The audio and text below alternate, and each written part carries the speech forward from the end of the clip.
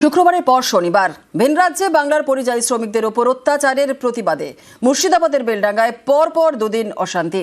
বেলডাঙ্গার অশান্তিতে গরম রাজনীতি।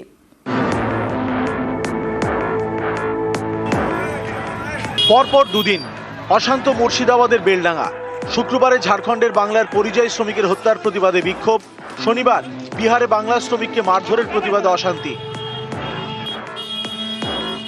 বেলডাঙ্গার অশান্তিতে গরম বঙ্গ রাজনীতি। জোরে অনুরোধ করব, আপনাদের কাছে আবেদন রাখবো, বেলডাঙ্গায় যা হয়েছে কারোর কোনো প্ররোচনায় কেউ পা দেবে না। কালকেও একটা সংবাদ মাধ্যমের এক প্রতিনিধির উপর আক্রমণ হয়েছে, আজকেও হয়েছে। আমি দলীয়ভাবে প্রশাসনের কাছে অনুরোধ করব, এর বিরুদ্ধে যারা দায়ী তার বিরুদ্ধে আপনারা ব্যবস্থা নেবেন। কিন্তু আমাদের সংযত থাকতে হবে। কেউ একটা উস্কে দিল, তার কথা শুনে যদি আইন নিজের হাতে তুলে নি, তাহলে আখেরে লাভ কিন্তু বিজেপির।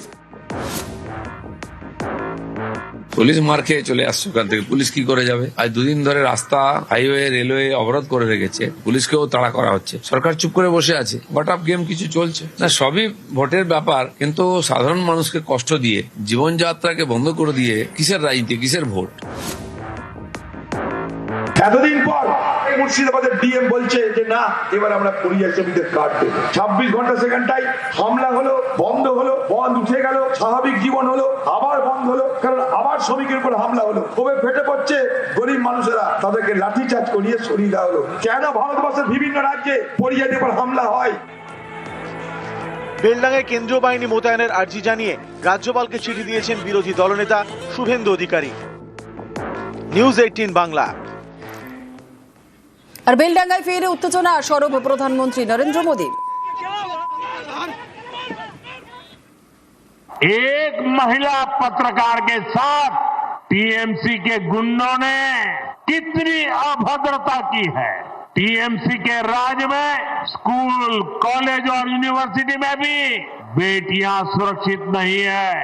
यहाँ शासन प्रशासन में निर्ममता ऐसी है कि बेटियों की कोई सुनवाई नहीं होती। पीड़ितों को बात बात पर कोर्ट जाना पड़ता है। इस स्थिति को बदलना होगा। ये काम आपका एक वोट करेगा।